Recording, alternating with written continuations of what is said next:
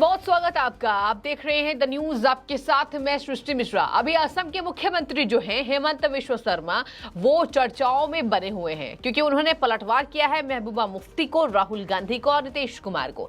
सबसे बड़ा मुद्दा जो है वो महबूबा मुफ्ती का है। एक एक करके अपनी राजनीति चमकाने के लिए, अपनी राजनीतिक रोटियां सेकने के लिए वो कैसे बयान दे रही हैं, क्या कर रही हैं और किस तरीके से प्रदर्शन कर रही हैं, वो आपके सामने है। बुलडोजर अभियान चलाया जा रहा है जम्मू कश्मीर पे, उस पे लेके विरोध कर रही हैं लगातार। आपको बता दें कि भारतीय जनता पार्टी को टारगेट करते हुए महबूबा मुफ्ती ने एक बड़ा बयान दे दिया है, जहां पर उन्होंने कहा है कि बीजेपी मुगलों की औलाद है। जी हां, ये शब्द हैं महबूबा मुफ्ती के, जहां पर उसके बाद से सियासत गरमाई हुई है, जहां पर यह कहा जा रहा है कि मुगलों की अस्तित्व को बचाने के लिए महबूबा मुफ्ती लड़ाई कर रही हैं, अच्छे कामों का विरोध कर रही है। फिर कैसे कह सकती हैं कि मुगलों की औलाद है? यानी कि उन्होंने अपनी बात सबके सामने कह दी। यानी कि वो जो है, वो जो सोचती हैं और वो जो जिस तरीके से मुगल शासक के चरित्र का बखान करती हैं, शायद वही है ऐसी जो मुगलों की औलाद है, लेकिन कह देती हैं कि बीजेपी औलाद है। आपको बता दें कि जब से महबूबा मुफ्ती ने कहा है कि मुगलों की औलाद बीजेपी, उसके बाद से एक एक करके पलटवार सामने आ रहा है, जहां पर उन्होंने ये भी कहा है, कहीं ना कहीं प्रधानमंत्री नरेंद्र मोदी को टारगेट करते हुए कहा कि वो एक ऐसी जमात है जिन्होंने आजादी की लड़ाई में कभी हिस्सा नहीं लिया। ये कहा है पीडीपी प्रमुख महबूबा मुफ्ती ने प्रधानमंत्री नरेंद्र मोदी के लिए। पहले बीजेपी के लिए कहा मुगलों की औलाद, उसके बाद पीएम के लिए कहा है वो एक ऐसी जमात है जिन्होंने आजादी की लड़ाई में कोई हिस्सा नहीं लिया। यानी कि सारी आजादी की लड़ाई का ठेका महबूबा मुफ्ती ने ले रखा है। यही बात है ना, जिस तरीके से अभी भारत देश का नेतृत्व प्रधानमंत्री कर रहे हैं, टारगेट किया जा रहा है। कहीं ना कहीं विरोध मजबूरी में लोग करते हैं। ये सदन के अंदर प्रधानमंत्री ने कहा है कि विपक्ष का विरोध बनता भी है, मजबूरी है उनकी। शायद यही अब बात महबूबा मुफ्ती में नजर आ रहा है। अब आपको बता दें, इस बात के बाद हेमंत बिश्व शर्मा ने पलटवार किया है। क्या कहा है आपको ध्यान से सुनना पड़ेगा। वहां पर उन्होंने महबूबा मुफ्ती पर तीखा प्रहार किया। उन्होंने जब बताया कि बीजेपी मुगलों की औलाद है, तो वहां पर हेमंत बिश्व शर्मा ने उनकी कहीं ना कहीं ठीक तरीके से करारा उन्हें जवाब दिया, जहां पर वो कहते हैं महबूबा मुफ्ती ने ये कहां से डिस्कवर कर लिया। ये कहा है असम के मुख्यमंत्री ने, असम के चीफ मिनिस्टर हेमंत बिश्व शर्मा ने, कि ये उन्होंने डिस्कवर कहां किया कि बीजेपी मुगलों की औलाद है। हम लोग मुगल का जो इतिहास है उसे ठीक करने की कोशिश कर रहे हैं।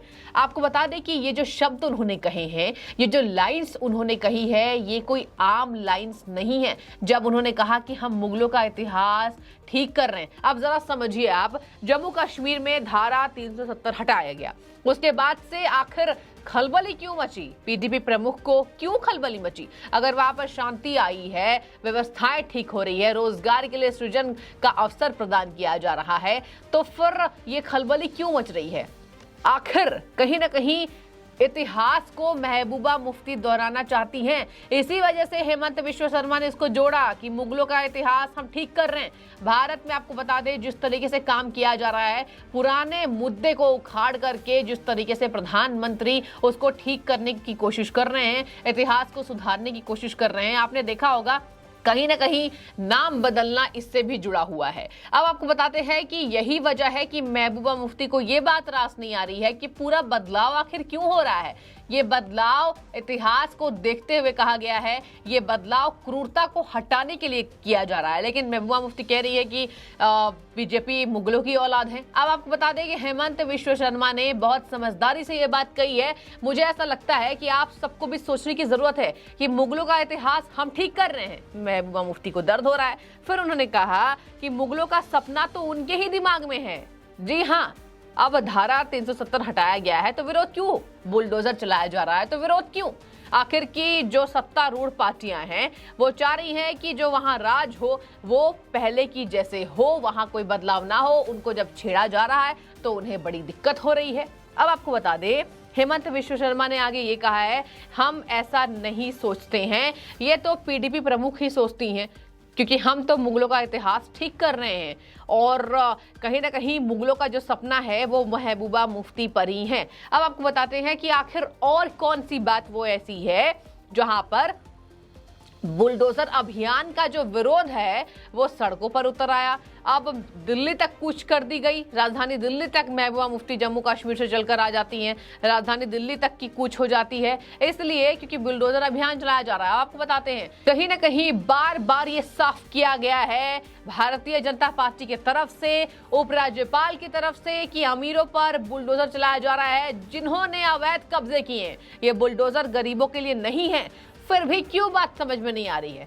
कहा जा रहा है बीजेपी की तरफ से कि अगर यही अभियान पीडीपी करवाती तो अब तक नाक में दम कर दी होती और इतना साफ भी नहीं करती कि आखिर ये बुलडोजर अभियान किस पर चलाया जा रहा है। ये बीजेपी की तरफ से पलटवार आया है।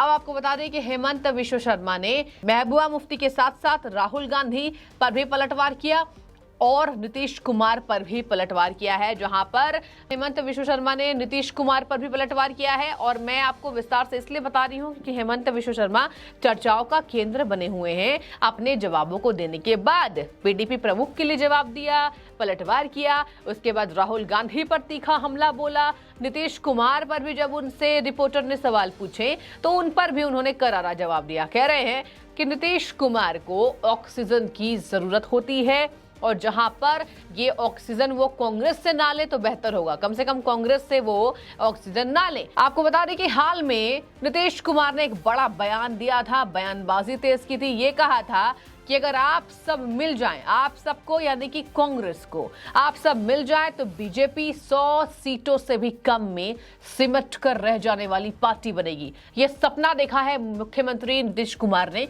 जहां पर बीजेपी ने कहा कि अच्छा सपना देखते हैं नीतीश कुमार, लेकिन कांग्रेस की सहायता मांग रहे हैं, ये तो बड़ा गलत है। मतलब कहा जा रहा है कि कहीं ना कहीं उनके पास कोई सहायता नहीं है, अब कांग्रेस के सामने गिड़गिड़ा रहे हैं। उस पर हेमंत विश्व शर्मा ने सवाल किया और आपको बता दें जवाब दिया है, जहां पर उन्होंने कहा वो एक ऐसे नेता हैं जो बिना किसी का हाथ पकड़े चल सकते हैं, उनको ऑक्सीजन में रहने की आदत है, कांग्रेस से ऑक्सीजन मांगकर वो सबसे बड़ी गलती कर रहे हैं। अंतिम में आपको बताती जाऊं दर्शकों कि वहां पर उन्होंने भारत जोड़ो यात्रा पर भी हमला बोला है और हेमंत विश्व शर्मा अभी कहीं ना कहीं लोग उनको सराह रहे हैं जिस तरीके से उन्होंने करारा जवाब दिया।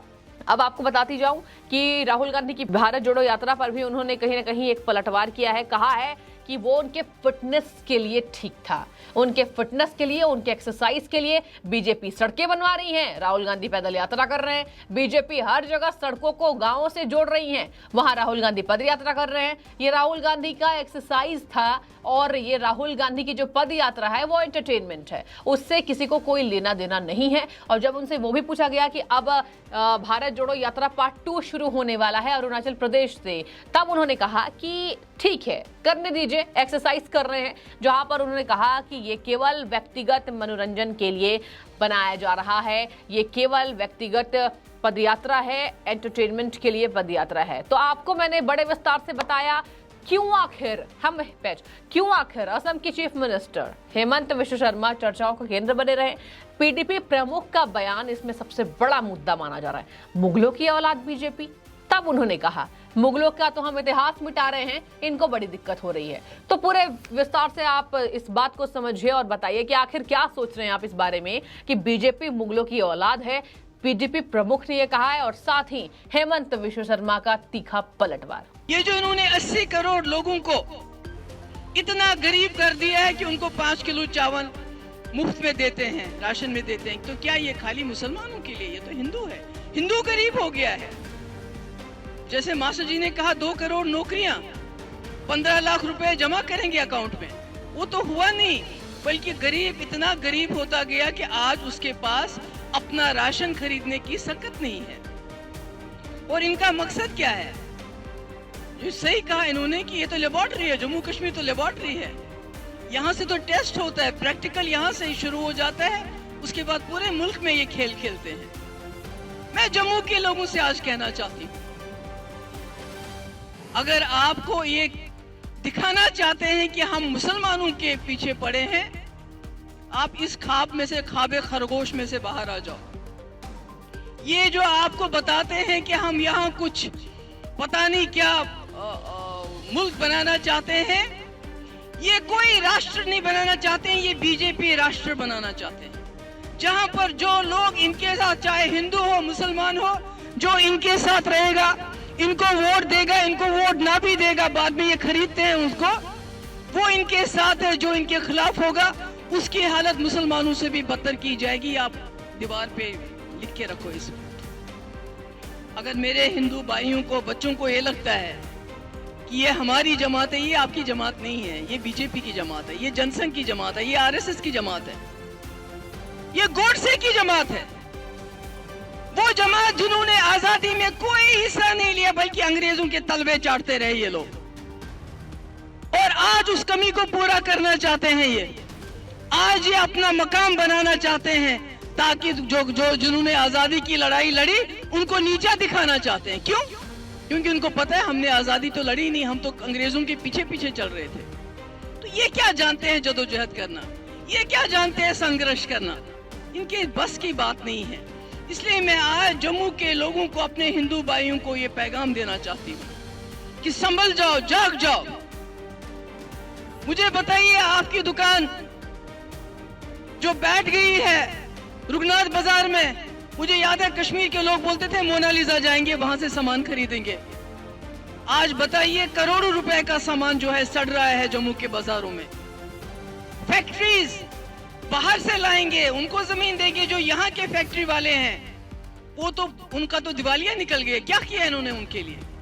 और जो मुलाजिम है वो कहां से आते हैं, चाहे वो डोडा हो चाहे यहाँ हो। और हम तो कश्मीर वाले कहते हैं हमारी डेमोग्राफी चेंज हो गई, आपकी तो हो गई।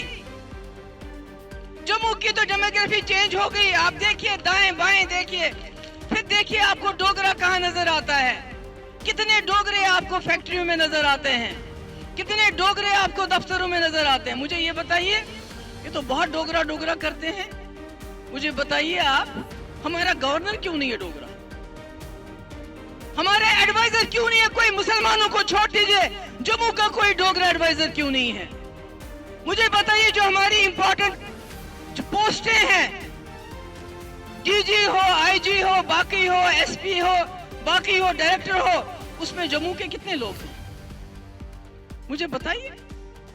ये मुझे बताइए, ये कौन सा यहाँ पर डोगरा राज कायम करे? जो कहते हैं ना कि हम जी अब डोगरा चीफ मिनिस्टर बनाएंगे। भाई आपके बस में तो था लेफ्टिनेंट गवर्नर बनाना, वो तो आपने डोगरा बनाया नहीं जो आपके हाथ में था। अब आप लोगों को बोलते हो वोट दो, फिर हम जम्मू का डोगरा आपको चीफ मिनिस्टर देंगे। फिर क्या कमाल करोगे आप?